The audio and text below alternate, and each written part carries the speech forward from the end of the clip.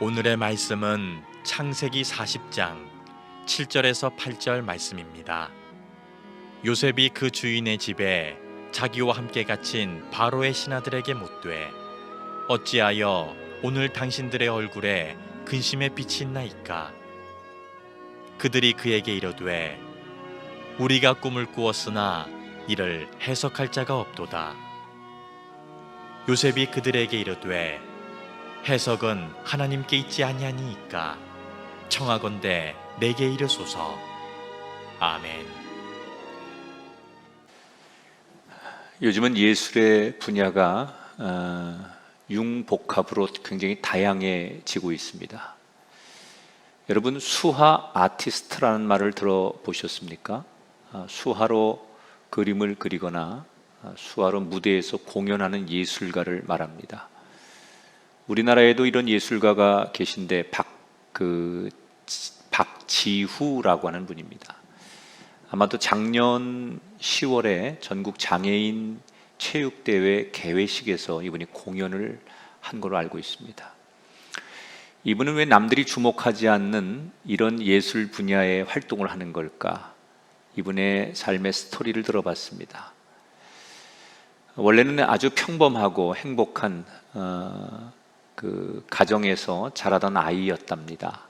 그런데 초등학교 4학년 때 아버지가 불의의 사고로 세상을 떠나게 되시고, 그리고 그 사고의 충격으로 어머니가 한쪽의 청력을 잃게 되십니다.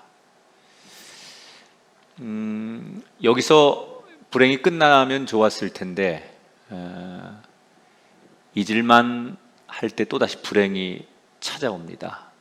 아버지를 대신해서 빈자리를 채우던 외삼촌이 8년 뒤에 화재 사고로 오른쪽 팔을 잃게 됩니다.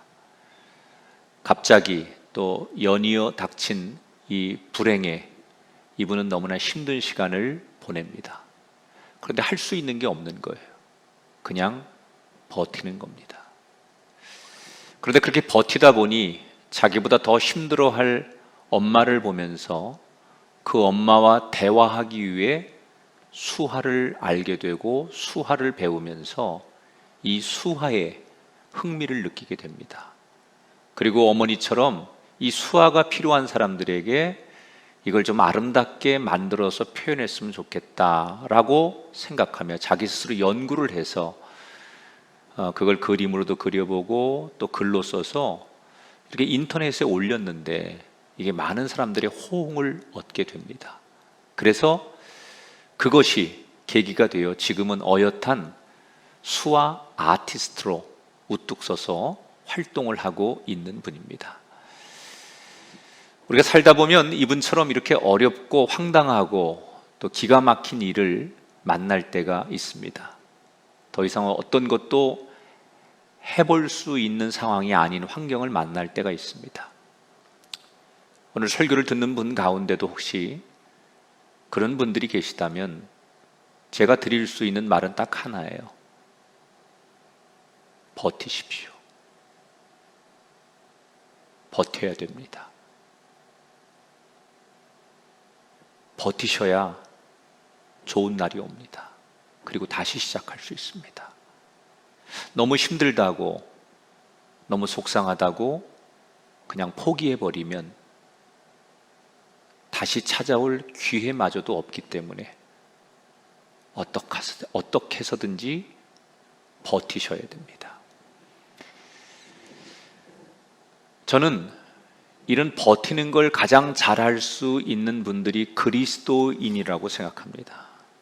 왜냐하면 세상 사람들은 버텨야 한다면 스스로 버텨야 됩니다. 그러나 그리스도인들은 하려고만 하면 하나님께서 우리에게 힘을 주시기 때문에 그리스도인은 누구보다도 잘 버틸 수 있습니다.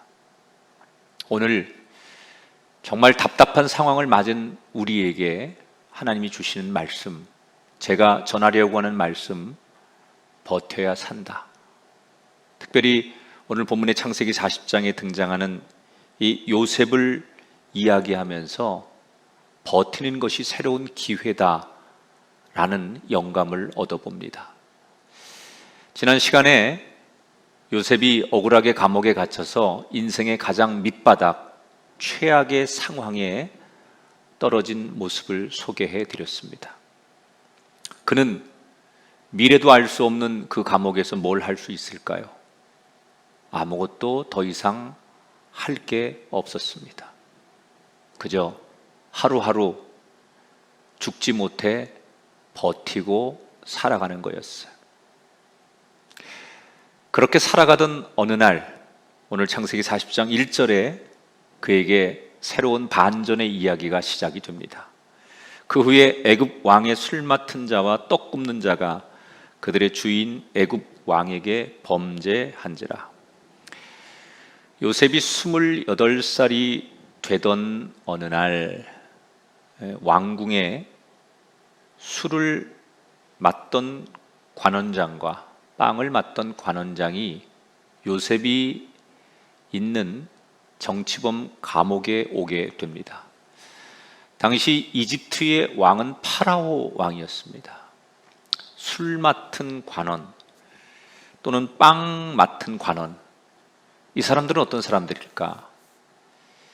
이 고대 중동에서는 왕을 독살하는 일들이 아주 심심치 않게 일어납니다. 그래서 우리 역사에 마치 그 조선시대 기미상궁처럼 왕이 먹는 음식을 책임지는 사람들이 있었습니다. 근데 상식적으로 이 사람들은 왕이 믿을 수 있는 사람들이어야 돼요. 왜냐하면 잘못해서 왕의 생명을 독살할 수도 있고 신변에 위험을 줄 수 있는 사람들이기 때문에 굉장히 신뢰하는 사람들이었고, 그래서 겉보기보다는 굉장한 고위 관리입니다. 문헌에 보면 당시의 왕들은 그런 사람들을 세워야 되기 때문에 정치적 이해관계가 없는 이방인을 기용할 때가 많았어요. 그 대표적인 사람이 페르시아의 왕 옆에서 이 일을 했던 느헤미야. 그러니까 지금 이 감옥에 온 술 관원장과 빵 관원장은 첫째, 왕으로부터 대단한 신뢰를 얻었던 사람들이고, 두 번째, 대단한 권력을 가진 사람들이다. 그런데 뭘 잘못했는지 모르지만 왕의 분노를 삽니다. 그래서 직무가 정지된 상태에서 그들은 감옥에 오게 되는 거예요. 자, 이 사람들은 두렵고 막막했을 것입니다.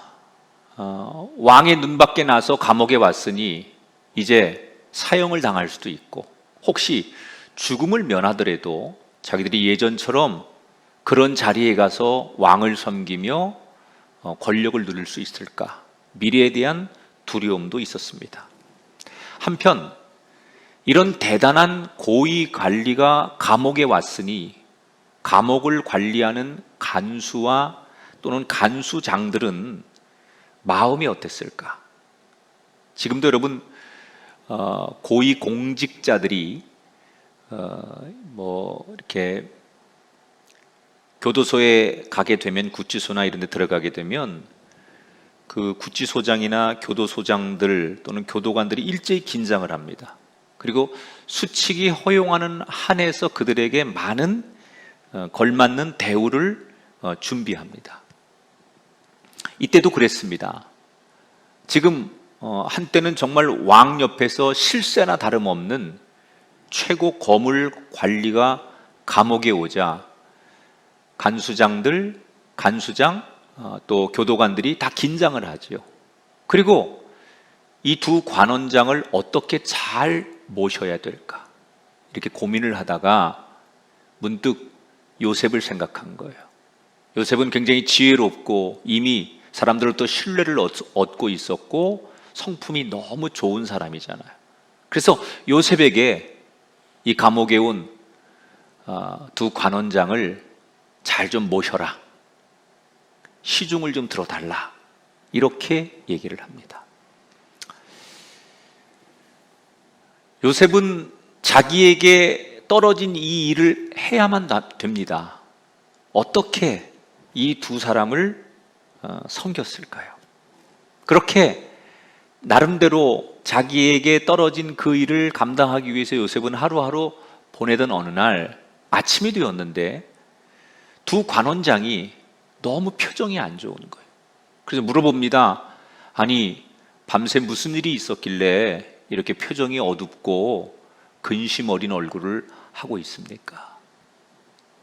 이때 두 관원장이 요셉을 바라보며 자기들이 밤에 꿈을 꿨는데 이게 분명히 신의 계시인 건 알겠는데 이 꿈의 내용이 무슨 뜻인지를 잘 모르겠다는 거예요.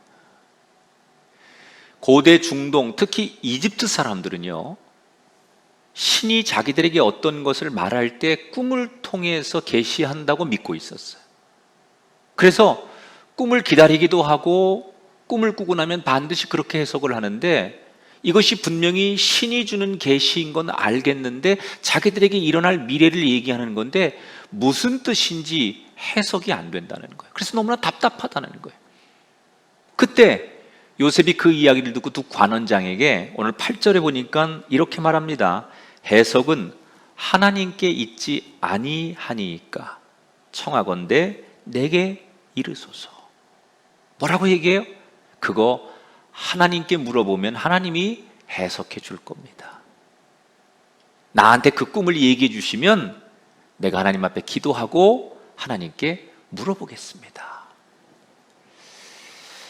여러분, 저는 이 장면에서 요셉이 신부는 노예고 지금 상황은 감옥에 있지만 아직도 영적인 자신감은 충만하구나라는 걸 발견했어요. 하나님 얘기를 하면서 하나님께 물어보면 하나님이 모든 것을 쥐고 있으니까 하나님께서 가르쳐 주십니다 라고 자신 있게 얘기하는 요셉을 보면 하나님에 대한 영적인 자신감이 넘쳤구나. 세상을 바라보면 막막했지만 하나님을 바라보고 하나님을 묵상하면 영적으로 충만한 자신감이 있었던 요셉처럼 저와 여러분도 그런 사람이 되기를 주의 이름으로 축복합니다. 자, 이런 요셉의 말에 두 관원장이 이렇게 응답을 하는데 저는 이 장면이 굉장히 중요하다고 생각을 해요. 자, 9절을 볼까요? 술 맡은 관원장이 그의 꿈을 요셉에게 말하여 이르되. 자, 한번 저를 따라서 요셉에게 말하여 이르되. 여러분은 이 장면을 어떻게 생각하실지 모르지만 저는 이 무심코 넘기는 이 장면에서 굉장히 깊은 메시지를 하나 발견했어요. 자, 한번 보세요. 이 두 관원장은 엄청난 고위직에 있다가 감옥에 갇힌 사람이에요. 그러면 여러분, 보통 이런 권력이 가득한 세상에서 권력을 가진 사람들은 아무나를 상대하지 않습니다. 쉽게 누구하고 대화하고 쉽게 친구가 되고 그러지 않습니다. 자기들의 수준에 맞는 사람하고 대화하고 상대를 해주죠. 하물며 요셉은 여러분 히브리 출신의 노예 아닙니까? 이 두 관원장이 보면 근본도 없는, 상대가 되지 않는, 마주할 수도 없는 그런 사람입니다. 자기들의 시중을 들어주니까 몸종이라고 생각하고 뭐 청소도 시키고 빨래도 시키고 이런 허드렛 일을 시키는 정도의 상대라고 생각한 거예요. 그게 맞는 거예요. 그런데 지금 그 며칠 사이에 두 사람이 어떻게 변했습니까? 자신들의 인생, 운명이 달린 가장 중요한 문제를 스스럼 없이 털어놓는 거예요. 누구에게? 요셉에게. 상대도 되지 않는, 마주 앉을 수 없는 이 두 그룹 간의 간격의 벽을 무슨 일이 있어서 어떻게 넘겼길래 그들은 자신들의 가장 중요한 문제를 요셉에게 스스럼 없이 말할 수 있었을까? 여기 아주 중요한 이 요셉이 최악의 상황을 잘 버틴 첫 번째 비결이 들어있어요. 그건 바로 요셉이 정말 따뜻한 마음과 따뜻한 태도로 그들에게 먼저 손을 내밀었다는 거예요. 요셉이 맨 처음에 간수장에게 네가 저분들을 좀 잘 모셔라, 이런 얘기를 들었을 때 요셉이 할 수 있는 일은 두 가지예요. 자기가 의무적으로 해야 할 일만 잘하는 게 있을 것이고, 아니 그 이상으로 더 잘 섬길 수 있었을 거예요. 그런데 보통 웬만한 죄수 같으면 상식적으로 자기한테 시키는 일, 자기가 해야 될 일, 아니면 자기가 주어진 일, 의무만 다하는 게 맞는 거예요. 그렇게만 해도 자기는 훌륭한 거예요. 더군다나 지금 요셉은 남을 배려할 상황이 아니에요. 자기도 억울하게 누명을 써서 감옥에 있고 언제 여기를 빠져나갈지 모르고, 그래서 언제 다시 부모님을 만날지 모르는 막막한 상황 아닙니까? 자기도 기가 막힌 상황이에요. 자기도 억울하고 자기도 분노하고 자기도 힘든 상황이에요. 그런데 누구를 배려하고 누구에게 관용을 베풀고 누구에게 사랑을 베풀겠어요? 내가 그럴 처지가 못 되는 거예요. 근데 요셉은 달랐어요. 사람들이 하라고 하니까 하고, 이게 일이니까 하고, 그렇게 하지 않았어요.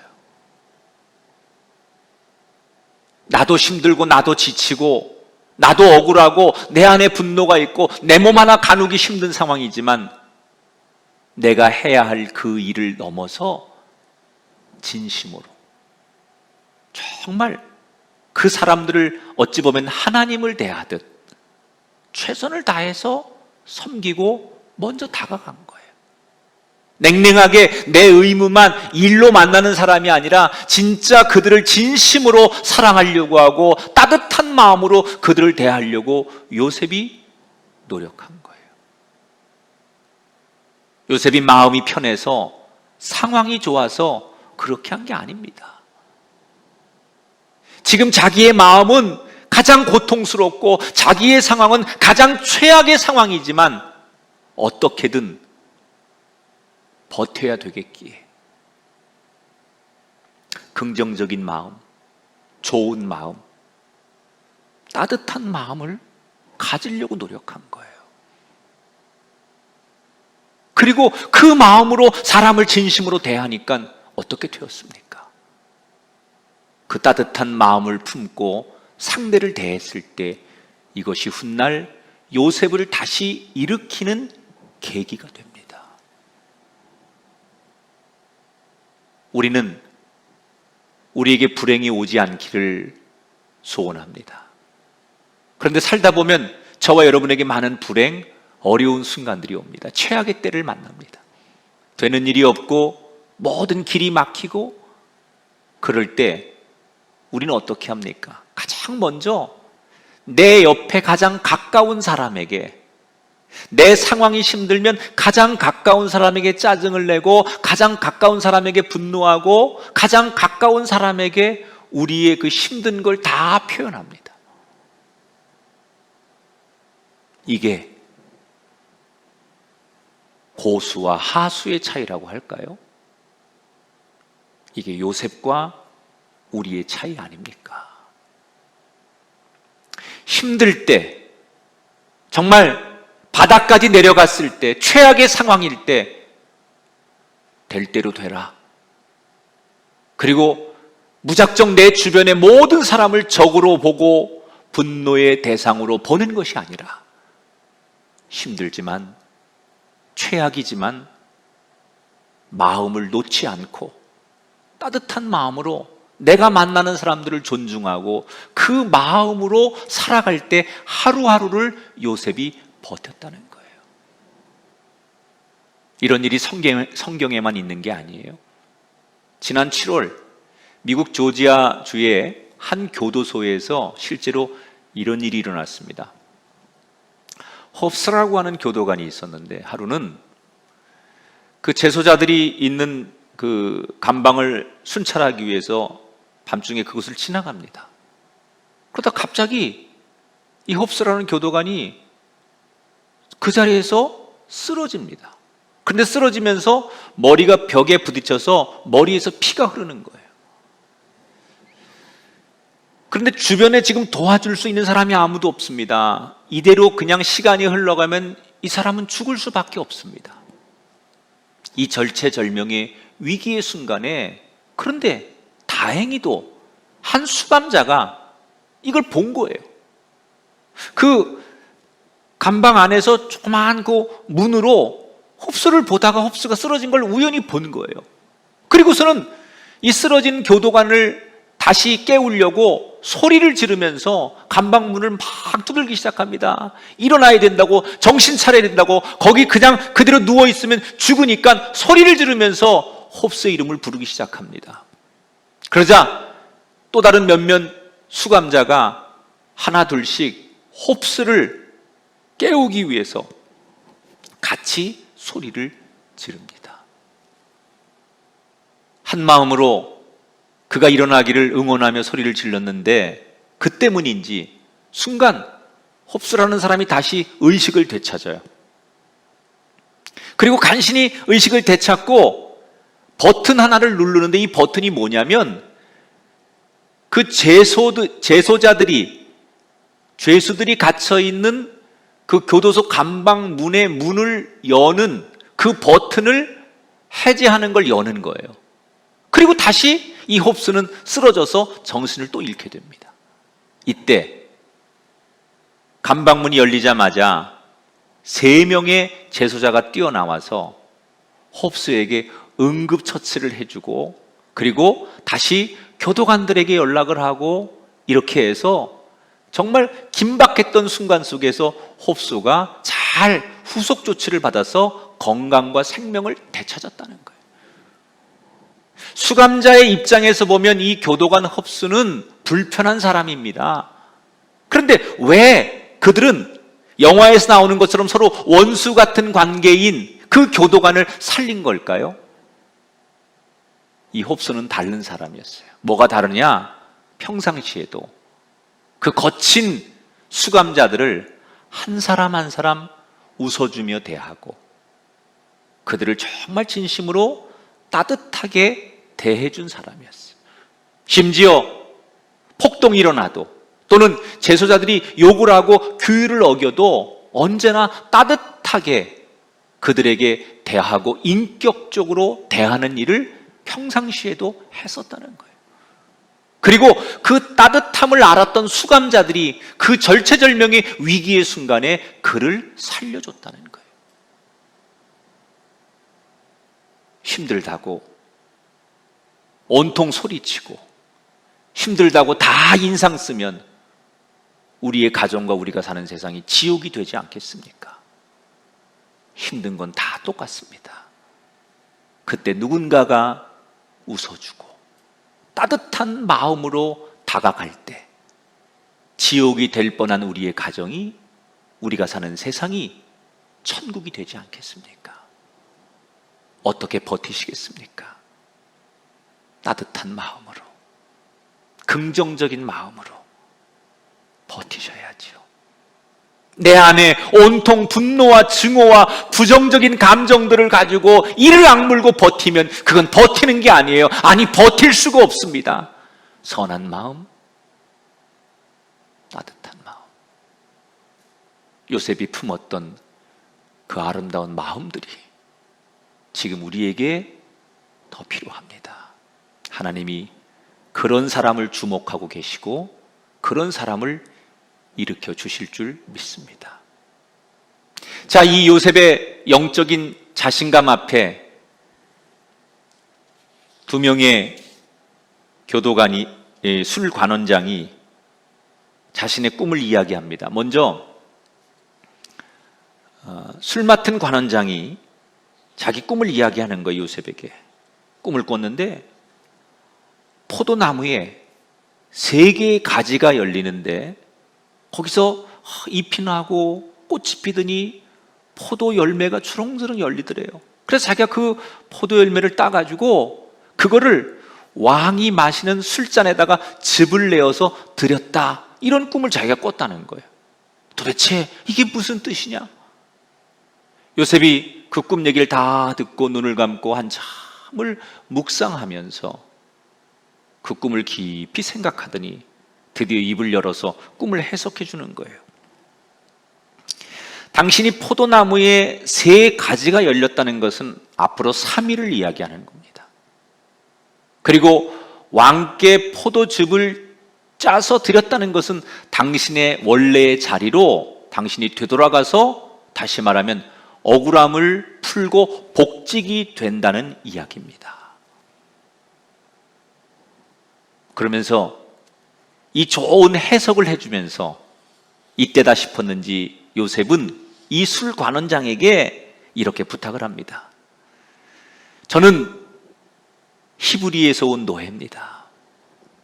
근데 제가 지금 여기 감옥에 오게 된 사연이 이렇고 이런 건데 너무나 저는 억울합니다. 전 죄가 없는데 지금 쉼이 없어 여기 갇혀 있으니 제발 복직하시거든, 그 높은 자리에 다시 가셔서 힘이 생기거든 저를 기억해 주시고 저의 억울함을 좀 풀어주십시오. 이 감옥에서 제가 나갈 수 있도록 도와주십시오. 그리고 간절히 부탁을 합니다. 그랬더니 술관원장이 3초도 생각 안 하고 뭐라고 대답했을까요? 내가 당연히 그렇게 하겠다.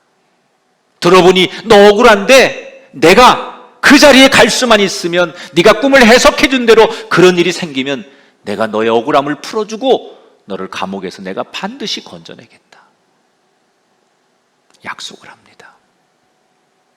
이 모습을 옆에서 지켜보던 빵 관원장이 용기를 내어 자기 꿈 이야기도 요셉에게 들려주는 거예요. 자기는 무슨 꿈을 꿨느냐? 꿈속에서 빵을 담는 바구니 3개를 머리에 이고 있었는데 맨 위에 있는 바구니는 왕에게 드릴 빵을 구워가지고 가지고 가는 바구니인데, 하필이면 그 왕에게 드리려고 구운 빵에게 새들이 막 와가지고 그걸 쪼아 먹는 그런 꿈을 자기가 꿨다는 거예요.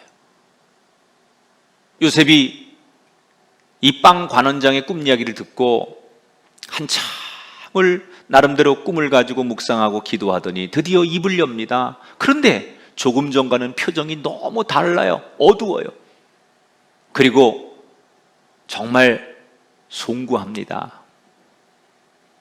좋은 해석을 못해서 송구합니다. 그리고 당신이 3개의 바구니는 역시 3일을 뜻하는 겁니다. 새들이 와서 쪼아 먹었다는 얘기는 당신은 어쩔 수 없이 왕의 명령에 의해 3일 안에 목이 베길 것이고, 그래서 당신의 베인 목이 나뭇가지에 걸리면 그 시체를 뜯어먹기 위해 새들이 와서 쪼아 먹게 될 것입니다. 내가 이렇게밖에 해석할 수 없어 너무나 죄송합니다. 그리고 요셉은 나가요. 술 관원장과 빵 관원장이 너무 다른 해석을 듣고, 한 사람은 기대에 부풀러 있고 한 사람은 이 꿈이 아무것도 아니기를, 그리고 저 요셉의 해석이 전혀 근거 없는 그냥 짓거리는 해석일 거다라고 스스로 위로하며 아무 일이 없기를 바라지요. 어떻게 되었을까요? 3일이 지났습니다. 3일이 지난 날 이집트에는 어떤 날이냐? 그날은 파라오 왕의 생일입니다. 이 날을 맞이해서 왕이 잔치를 베푸는데 이때 빵 관원장과 술 관원장이 호출이 됩니다. 여러분, 보통 이 당시에 왕의 생일은 국가에서 가장 큰 경사의 날입니다. 그래서 보통 화합을 위해서 사면령을 내릴 수도 있고요. 또 하나는 이 그 왕을 당시에는 신의 아들로 파라오를 그렇게 추앙하던 때예요. 그래서 종교적으로 신성하기 위해서 이 경축스러운 날 종교적 의미를 가져서 신에게 희생 제물을 왕이 드려요. 그래서 원래 사형을 시켜야 될 중죄인들을 이날 사형을 들여서 자기 그 신에게 바친다라는 의미에서 사면령을 내리는 사람도 있고 오히려 사형을 집행하는 사람도 있는 거예요. 두 가지를 다 하죠. 술관원장, 빵관원장을 불러서 술관원장에겐 조사해보니까 너는 억울한 면이 있었어. 그래서 너는 그 자리에 다시 돌아와서 충심을 다해서 일하거라. 그래서 복직을 명합니다. 그런데 빵관원장에겐 너는 조사해보니까 죄가 있고 너는 사형을 당해야 될 마땅한 그런 죄를 졌으니 네 목을 베련다. 그래서 그날 사형을 당하게 됩니다. 요셉이 해석한 대로 그대로 모든 것이 이루어졌어요. 이 모든 과정을 지켜보며 요셉은 이때부터 마음 한구석에 희망이 생기기 시작했어요. 왜? 술관원장에게 자기가 꿈을 해석해 주면서 약속을 받았거든요. 내가 다시 그 자리에 가서 복직이 되면 너의 억울함을 풀어주겠다. 아니, 너를 이 감옥에서 반드시 건져줄 테니 걱정하지 말아라. 약속을 받아냈거든요. 그래서 요셉은 기대하는 거예요. 그 술관원장이 도와주면 내가 반드시 이 억울한 감옥에서 나갈 수 있게 될 것이다. 기대에 부풀러서 하루하루를 지냅니다. 어떻게 되었을까요? 23절을 볼까요? 술 맡은 관원장이 요셉을 기억하지 못하고 그를 잊었더라. 일주일을 기다리고 2주일을 기다리고 한 달을 기다려도 자기가 그렇게 기대하고 기다렸던 술 관원장의 소식은 오지 않습니다. 어떻게 된 걸까요? 복직된 술 관원장이 요셉을 잊어버렸습니다.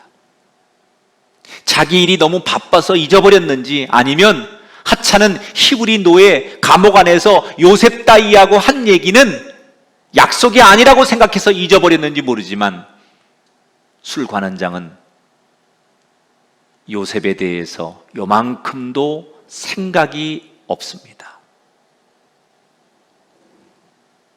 처음에는 기대가 많았던 요셉이 시간이 점점 지나며 자기 기대와 다르게 아무런 도움을 받을 수 없게 되며 현실을 받아들이고 왜 내 인생은 늘 버림받는 인생일까? 형들에게도 진심을 다해 형들을 좋아하고 형들을 섬기고 솔직했는데 형들에게 버림받았고 이집트에 와서 자기 주인 보디발을 위해 충성을 다하고 자기는 의리를 지키고 정의롭게 살았는데 그 주인에게도 버림받고 감옥 안에서 누구보다 더 진심으로 진정한 마음으로 사랑하고 따뜻하게 대해주고 최선을 다했던 술 관원장까지도 자신을 버렸어요. 왜 내 인생은 늘 이렇게 버려지는 인생일까? 원망의 마음을 붙들고 희망 없는 그 감옥 안에서 하나님에 대한 섭섭함의 마음을 가지고 차가운 감옥 바닥에 눈물을 흘리며 잠이 들어가는 요셉의 모습으로 오늘 성경은 막을 내립니다. 여러분, 마치 영화의 한 장면처럼 이 요셉의 운명은 너무나 기구하지 않습니까? 특별히 감옥 안에서 온 마음을 다해 섬겼는데 꿈도 해석해주고 그 상대를 진심으로 걱정해 주었는데 자기에게 돌아온 건 자기 마음과 다르게 배신과 약속이 깨지는 버려지는 아픔이었어요. 왜 하나님은 요셉이 누구보다도 정직한 걸 아시고 따뜻한 마음으로 상대를 배려하고 사랑을 전했고 실천했던 이 요셉을 알고 계시면서 이 요셉의 삶을 건져주지 않는 걸까? 하나님이 요셉에게 꼭 전하고 싶었던 메시지가 여기 하나 있었어요. 그건 오직 하나님의 때를 기다리라는 거예요. 자, 요셉이 술관원장이 감옥에 와서 꿈을 해석해 줄 때 요셉의 마음속에 한쪽에는 어떤 생각이 있었느냐? 드디어 나한테 절호의 기회가 찾아왔다. 그리고 술관원장이 감옥을 나간 때부터 이 술관원장을 기다리는 거예요. 이 술관원장이 나를 꺼내줄 수 있는 유일한 희망이라고 생각하고 언제 도와줄까? 이 술관원장만 생각하는 거예요.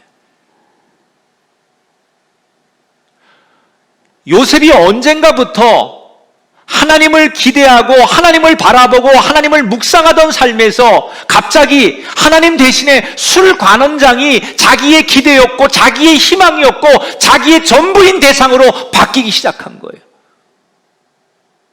이걸 하나님은 다 보고 계셨어요. 잘못된 기대를 하고 있는 걸 하나님은 알고 계셨어요. 그래서 요셉의 기대를 들어줄 수 없었던 거예요. 결국 요셉은 또 한 번의 좌절을 통해서 새롭게 태어나죠. 사람을 기대한다는 게 얼마나 헛된 건지, 세상을 의지한다는 게 사람의 약속 따위가 얼마나 부질없는 것인지, 내가 기다리고 기대하고 희망을 가질 대상이 세상과 사람이 아니라 하나님밖에 없다는 것을 이 좌절을 통해서 요셉은 다시 한번 깨닫게 되는 거예요. 그랬더니 어떻게 됩니까? 하나님의 때에 요셉은 다시 일어나게 됩니다. 사랑하는 성도 여러분, 저는 오늘 다양한 루트로 예배를 드리는, 우연치 않게 우리 교회 예배를 지금 어떤 통로를 통해 들어오셨든 간에 지금 우리에게 너무 가장 필요한 말씀을 하나님이 주신다고 생각해요. 지금 우리는 코로나19라고 하는 감옥, 불황이라고 하는 감옥, 두려움과 답답함이라는 감옥에 다 갇혀 있습니다. 언제 우리가 이 감옥에서 나갈 수 있을까? 언제 이 불황의 감옥을 벗어나고 두려움의 감옥을 벗어날 수 있을까? 우리는 다 그날을 손꼽아 기다리고 있습니다. 그런데 우리가 기다리는 희망이 어디 있습니까? 사람들은 어떻게 하든지 지도자들이, 나라를 운영하는 지도자들이 뭔가 대안을 세워주겠지. 그래도 유엔이 있고 최강대국 미국이 있는데 뭔가 우리에게 백신을 만들어주든지 아니면 세상을 이렇게 두지 않겠지. 우리의 기대는, 우리의 관심은 온통 세상이고 사람이고 힘 있는 조건에 우리의 기대를 걸고 있지 않냐는 거예요.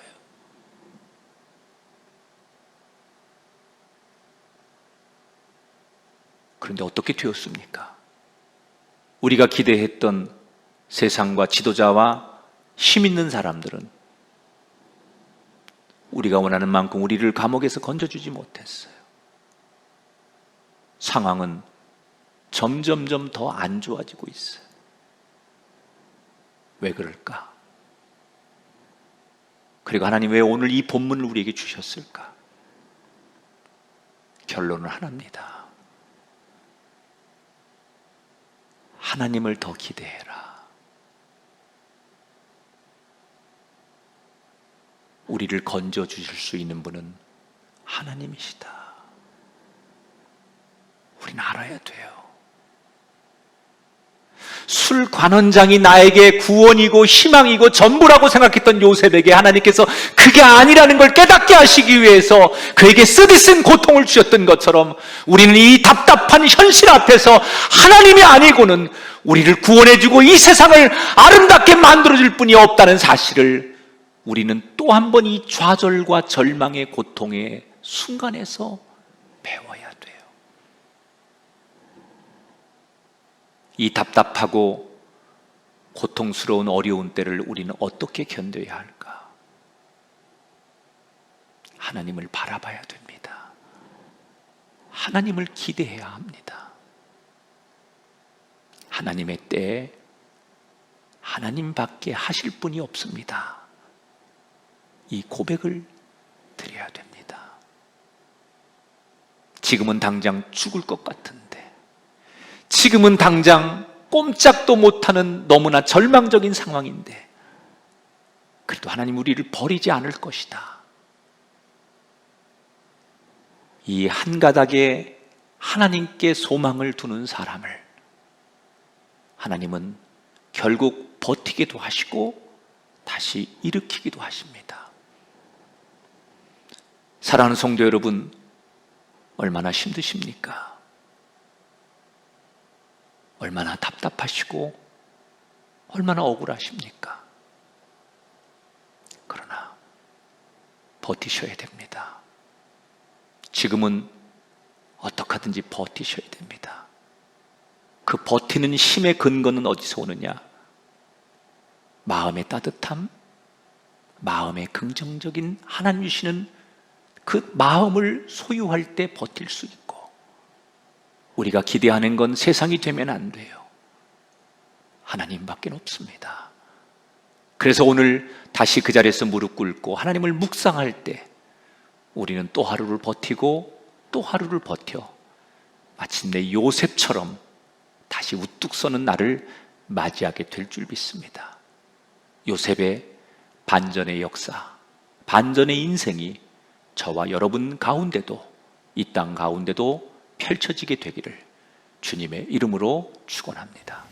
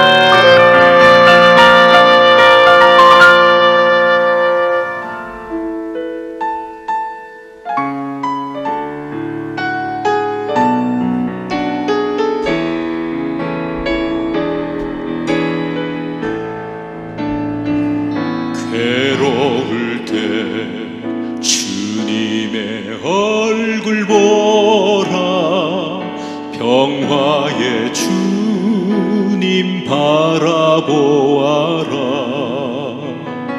세상에서 시달린 친구들아, 위로의 주님 바라보아라. 눈을 들어 주를 보라. 내 모든 염려 주께 맡겨라. 슬플 때에 얼굴 보라. 사랑의 주님 안식 주리라. 힘이 없고 내 맘 연약할 때 능력의 주님 바라보아라. 주의 이름 부르는 모든 자는 힘주시고 늘 지켜주시리. 눈을 들어 주를 보라. 내 모든 염려 주께 맡겨라. 슬플 때에 주님의 얼굴 보라. 사랑의 주님 안식 주.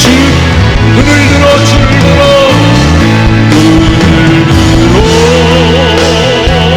주를 보라. 내 모든 염려 주께 맡겨라. 슬플 때에 주님의 얼굴 보라. 사랑의 주님 안식 주리라.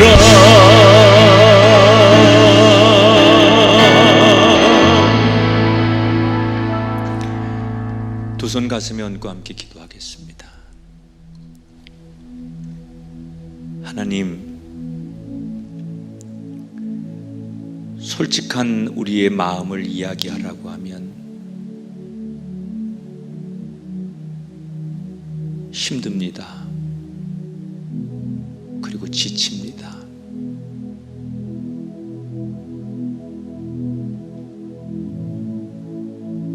그리고 소리치고 싶습니다. 그런데 하나님이 우리에게 잠잠하고 때를 기다리라고 하셔서 다시 그 말씀 앞에 엎드립니다.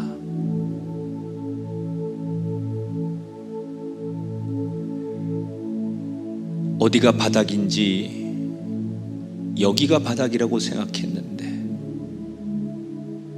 더 밑으로 끝없이 내려가는 우리의 삶을 보면 내일이 두렵기도 합니다. 요셉처럼 끝모를 두려움과 미래 앞에 갇혀진 우리의 인생 속에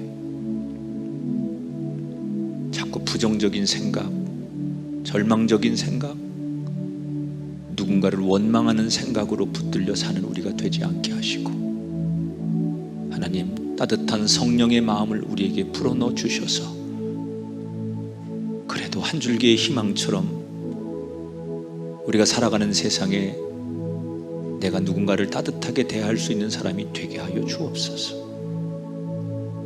나마저도 소리치고 절망하고 분노하면 진짜 우리 가정, 내가 살아가는 세상은 지옥판이 될 겁니다. 나라도 따뜻한 마음 갖게 하시고 만나는 사람에게 웃어줄 수 있게 하시고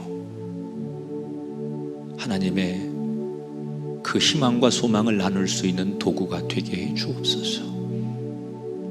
특별히 요셉이 하나님을 신뢰했고 또 하나님을 의지하다가 어느 때 사람과 세상을 의지하며 좌절을 경험하는 그 이야기를 들으며 지금 내가 꼭 그렇게 살고 있는 것은 아닌지 돌아보게 하시고, 내가 의지하고 기댈 수 있는 것은 사람이 아닙니다. 여호와 하나님 당신분밖에 없습니다. 애굽 땅의 재앙을 멈추게 하셨던 하나님, 당신만이 우리의 희망이고 기대이시며 구원이십니다. 그래서 다시 한번 당신을 절대 신뢰하게 하시고 하나님 한 분을 의지하며 일어서는 우리 모두가 되게 해 주옵소서. 그래도 이 세상 돈 있고 힘 있는 사람들은 그럭저럭 살아가지만 돈도 힘도 능력도 없는 사람들은 이 환경에서 버티기가 너무나 힘들 텐데, 하나님 약하고 힘없고 보잘것없고 너무나 연약한 사람들을 아시지요. 그들 편이 되어주시고 그들에게 다가가셔서 위로하시고 그들에게 손 내밀어 주옵소서. 이 대한민국을 주님께 맡깁니다. 국류를 베푸시고 특별히 코로나19와 싸워 일선에서 우리들을 위해 애쓰시는 의료진들 모두를 축복하시고 끝까지 잘 감당하실 수 있도록 체력과 선한 마음을 허락해 주옵소서. 각자의 처지에서 다양한 모습으로 예배하지만 하나님은 한 분이시고 모든 것을 감찰하시기에 우리가 이 예배를 드리더라도 진정한 예배, 살아있는 예배를 드리는 예배자들이 되게 하시고, 하나님 앞에 이 시간 거룩한 예물을 드리는데 그 예물 진정한 우리의 마음의 표시가 되게 하시고, 하나님께 드리는 이 예물이 거룩한 은혜의 강물이 되고 언젠간 다시 내게 은혜의 빗줄기가 되는 예물 되게 하여 주옵소서. 이번 한 주간 있을 모든 예배에 하나님 운행해 주시고 함께 하셔서 더 간절하고 복된 예배가 되게 하시고, 이렇게 미디어로 예배하지만 평소에 느끼지 못한 간절함들이, 우리의 영성들이, 영의 세포가 살아 움직이는 예배들이 되게 하여 주옵소서.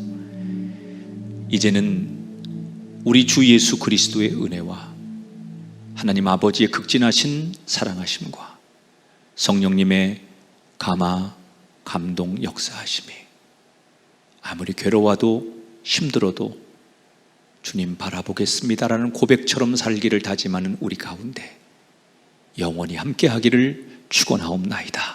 아멘.